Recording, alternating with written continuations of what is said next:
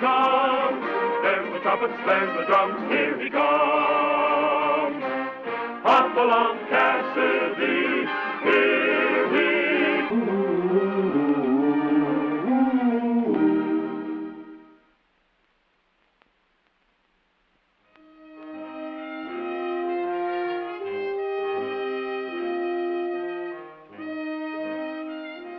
For some time, everything had been peaceful and quiet in the prosperous cattle-raising community of Twin Rivers, until late one afternoon.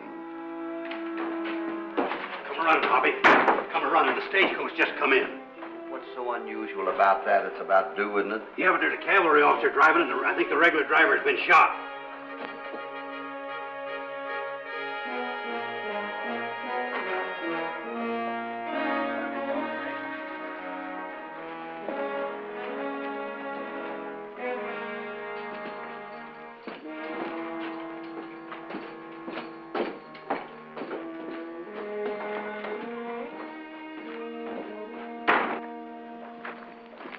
Hello, Hoppy. Hello, Morse. What happened to you? We were held up. They killed the driver and Gene Melton shot him through the heart. Gene Melton. This hit me like a punch in the jaw. For ever since Melton, one of the wealthiest cattle brokers in the neighborhood, had come to the Twin Rivers district 4 years ago, he had been one of my best friends.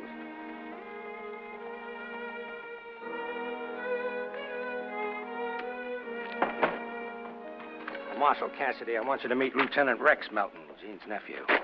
At your service, sir. How are you, Lieutenant? I've often heard your uncle speak of you. Just a few weeks ago, he told me you were coming out to spend your leave with him. Yeah, that's right. He and I were the only ones left in our family. You can imagine what this has done to me, Hoppy. Gene was more like a big brother to me than just my legal client. That goes for about all of us. How and where did this holdup occur? We were on our way back from Las Cruces after meeting the lieutenant's train.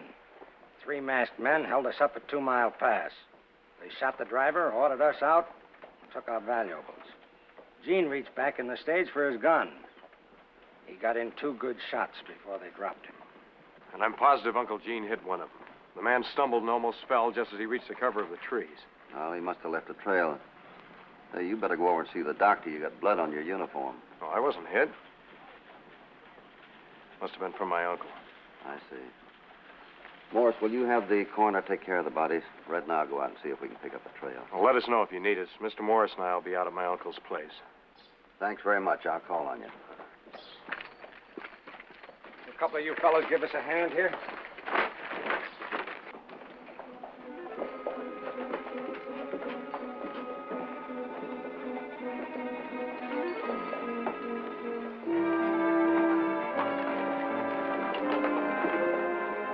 At 2 Mile Pass, we picked up a trail that led into a nearby wash.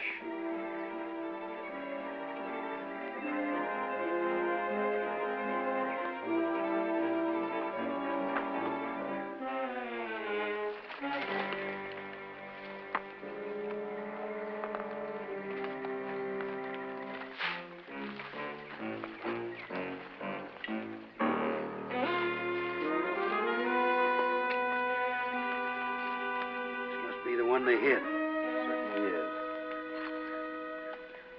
Must have cracked his head on that rock when he fell. He's still breathing. Let's load him on your horse and get him into town.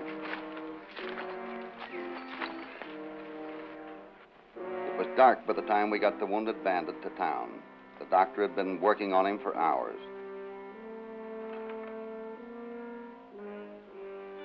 Between the dent in his skull and 2 slugs in his back, it's a miracle he's alive. He must have the constitution of an ox. You mean you think he'll pull through, Doc? Within a week, he'll be strong enough for Hoppy to take him to the county seat to stand trial. It would have been better for the bandit if he had died before we got to him. It meant the gallows for him.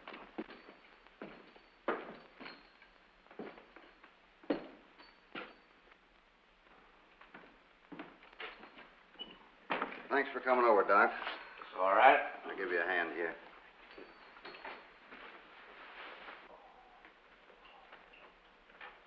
What happened? Where am I? You're in the Twin Rivers jail on a charge of double murder. Murder? You're joking. Them bars there look like a joke. What's your name, fella? My name? I don't know. Come on, cut out the stalling. Red, wait a minute. Him, too. We've got you dead to rights, fella. You might as well make a clean breast of it. Who are you and who are your pals? Pals? There's no use holding out on us. My name is... I can't remember what it is. I can't remember anything.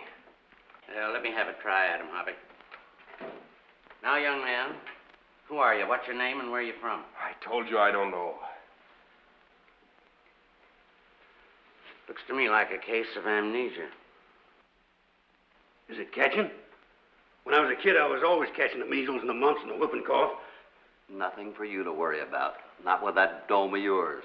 Can't somebody tell me who I am? There must have been some sort of identification. There isn't a thing. Will he always be like this, Doc? Well, that's hard to say. Sometimes the victim never regains their memory. Other times, a shock or something familiar from the past will bring it back. I'll drop in on your prisoner tomorrow, Hoppy. Good night. Good night, Doc.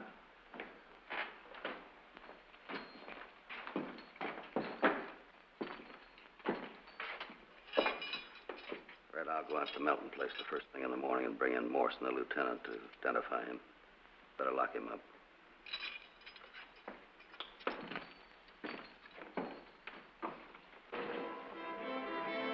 I left Red in the jail to guard our prisoner, and early the next morning I rode out to the Melton Place.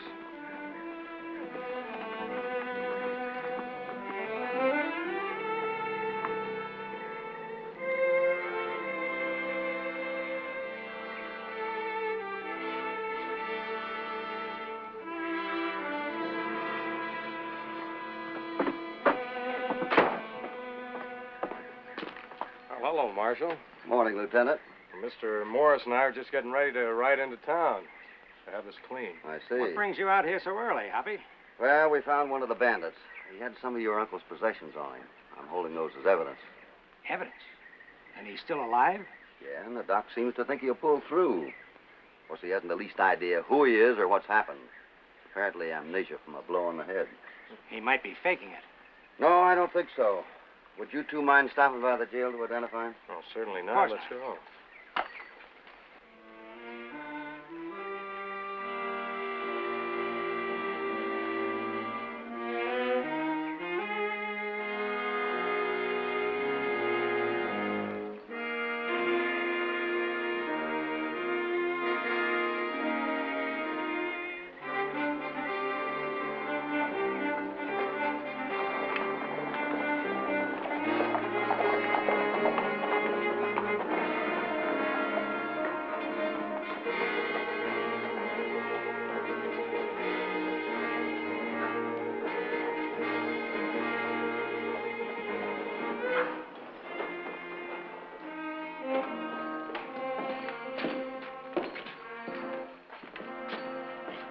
That the man? I'm almost positive that's the man Uncle Gene had. He's the same size, same eyes, same color hair. If I could hear his voice, I think. Come here. When did you see these two men last? I've never seen either one of them before. Yeah, that's the voice. It certainly is. Well, I guess that does it.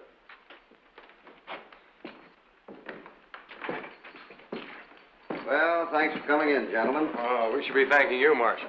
Oh, by the way, Lieutenant, since we're in town, we might as well stop by at my office and check your uncle's will.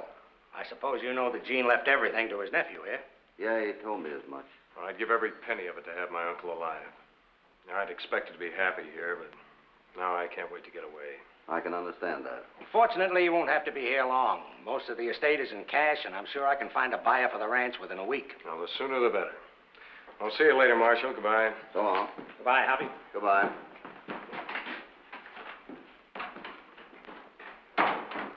Red, keep an eye on our prisoner. I'm going out to see if I can pick up a trail of those other two bandits.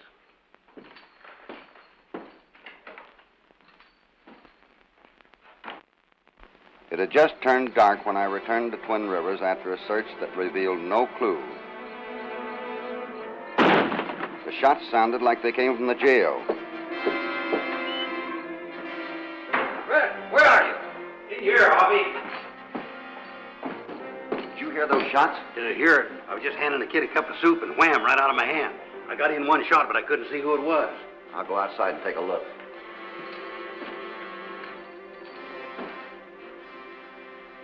I'll get you some more soup. Maybe I better use a tin cup this time.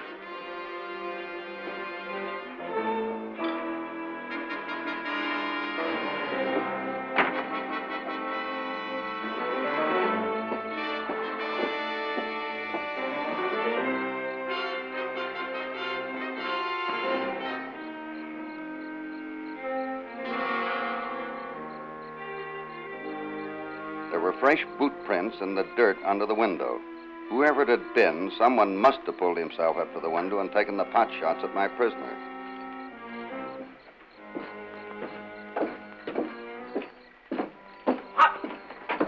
What happened? We were in my office and we heard some shots. Someone took a shot at my prisoner through that side window. Oh. Do you think it might have been some lynch-minded townsman? Gene Melton was mighty popular around here. Yeah, or it could have been one of the partners of your prisoner, trying to make sure he wouldn't do any talking. That's just the way I got it figured, Lieutenant.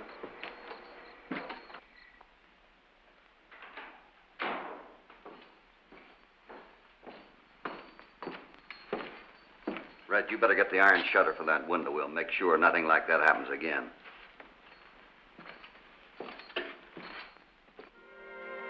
For a week, I kept trying to pick up some trail of our prisoner's partners, but I had failed to find the faintest lead.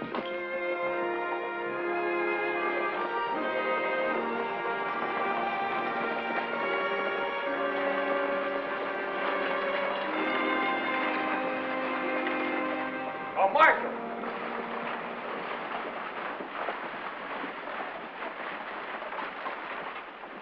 I was just coming over to see you. Will you need me for anything more? No, with your sworn deposition and the evidence I have, he'll get a quick conviction. And probably the death penalty. Good. Well, since the estate's all settled, we can ride out to the ranch house, pick up our things, and then head for the railroad. Oh, Mr. Morris is traveling as far as Cheyenne with me. Some legal business. I see. Well, thanks for everything, Mr. Cassidy. So long, Lieutenant. Good luck. So long, Hoppy.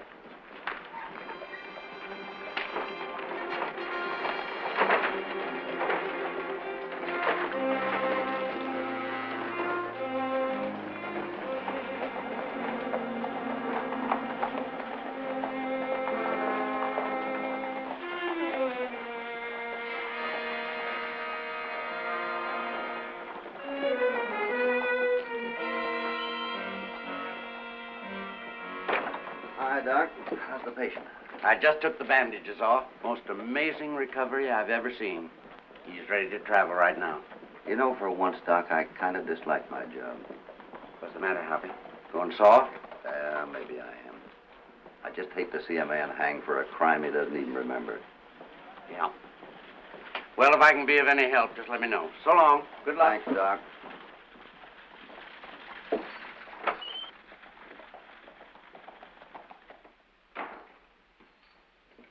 Kind of feel sorry for you, kid. After what the doc said, I guess we'll be heading for the county seat come tomorrow. I'm not afraid to die, Red, but it's tough to hang for a crime you can't even remember committing. You can't buck the evidence against you, kid.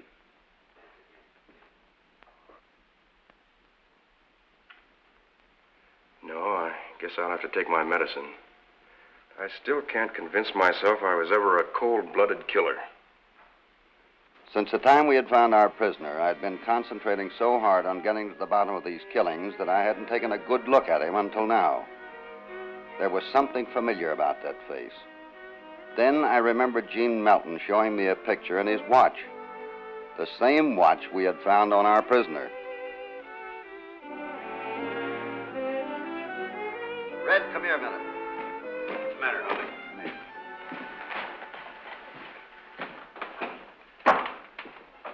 Take a look at this picture in Melton's watch.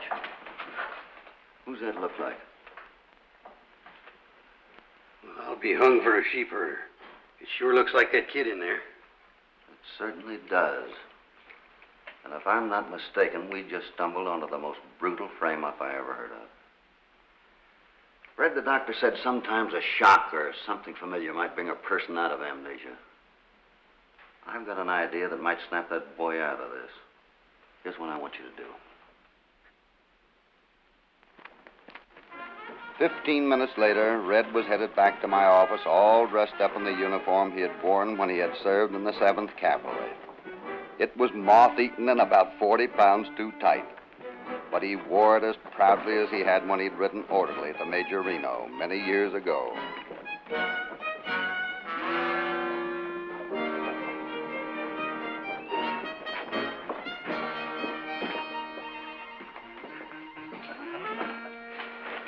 It looks pretty good outside. It's a little tight. Let's just say it's snug. Now, you know exactly what you're to do, huh? Sure. Let's try it.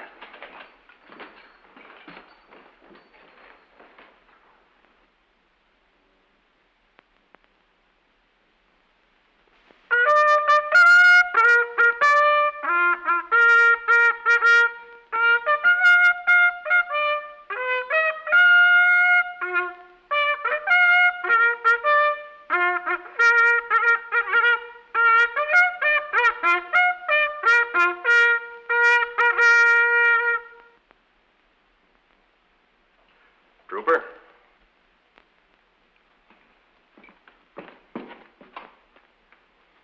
Whoever taught you to blow that bugle ought to be court-martialed.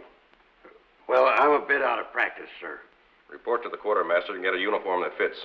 I won't have a man dressed that way in my outfit. Lieutenant Melton. Yes, sir? Hey, Harvey, it worked. Sure did. Someone please tell me what I'm doing out of uniform and in a civilian guardhouse. Gladly.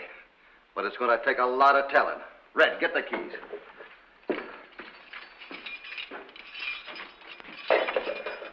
I don't know, there's a lot of things about this thing that I can't quite understand. And when I had finished telling young Melton the whole story... Of all the low, thieving, murderous scoundrels. Yeah, they're even worse than that. Now you're going to have to answer a few questions for me. Well, there's so very little I can say, Harvey.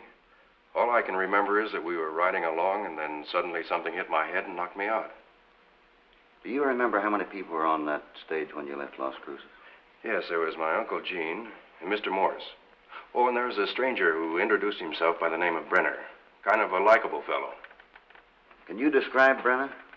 He's about my size, pretty much my same coloring, and I'd say within a year or two of my age. What clothes did he have on? He had on a gray check shirt and striped trousers, and this is the very same outfit he was wearing. That's just what I thought. Now let's see if this doesn't all add up.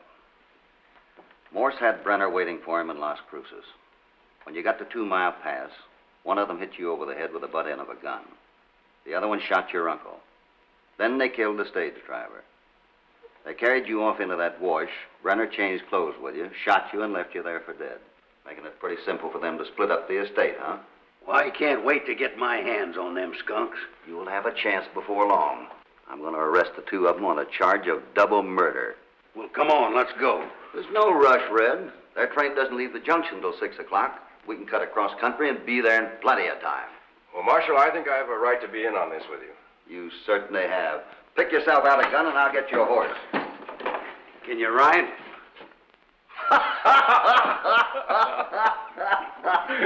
Only Red would ask that question of a cavalry officer.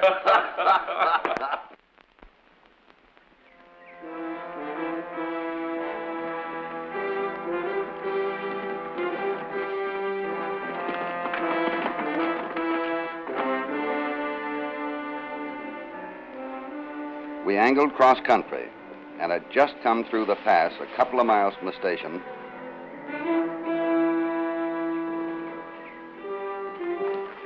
Wait a minute. There's Morse and Brenner now.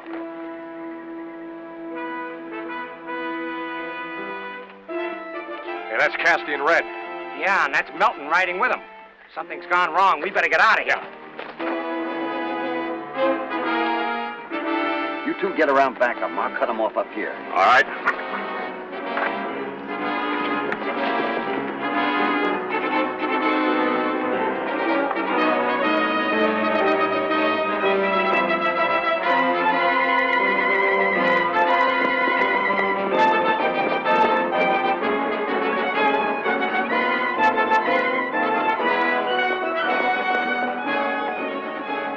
saw we were in a position to cut them off from the station, so they backtracked toward the ranch house.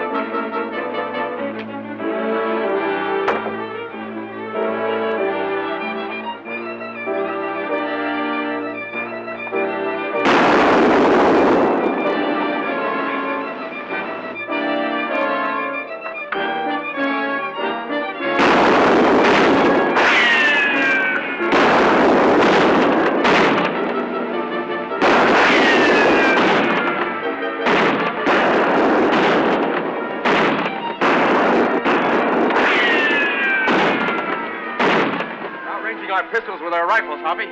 We'll wait for a chance, then rush them.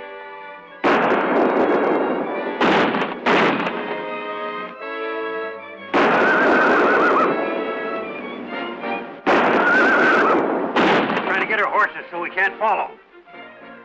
I gotta take a chance getting that carbine. There's no sense in us both risking our necks. Wait a minute. Come on.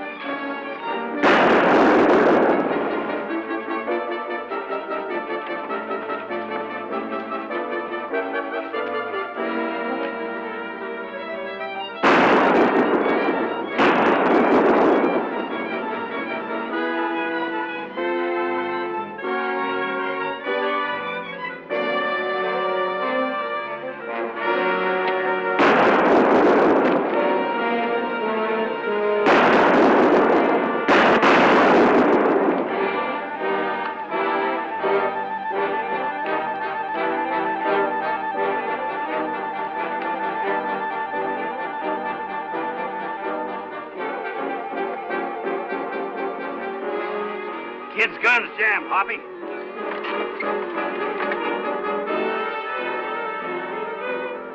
Start saying your prayers, Melton.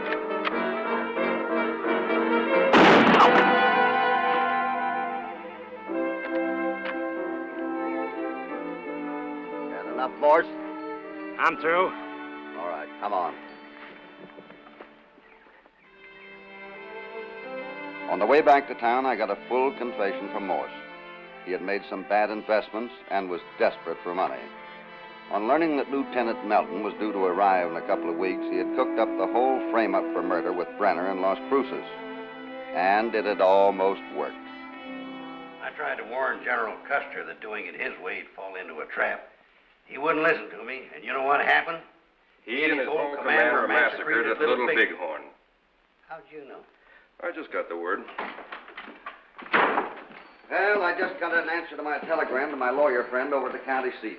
He'll be here in a few days to settle up your estate. Well, I don't mind waiting, Hoppy. You know, I think I'm going to enjoy my leave with you and Red. That'll give me time to learn him a few things about the cavalry. Yeah, like you have never learned them before.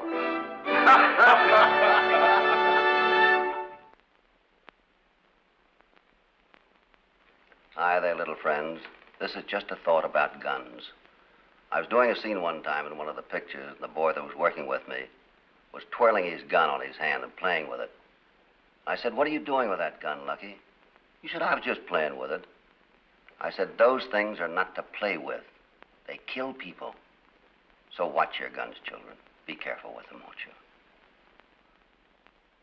There he goes on his way down the moonlit trail to where cowboys race. Hopalong Cassidy, Hopalong Cassidy, he'll return soon again. There's no use to say goodbye until then. Hopalong Cassidy.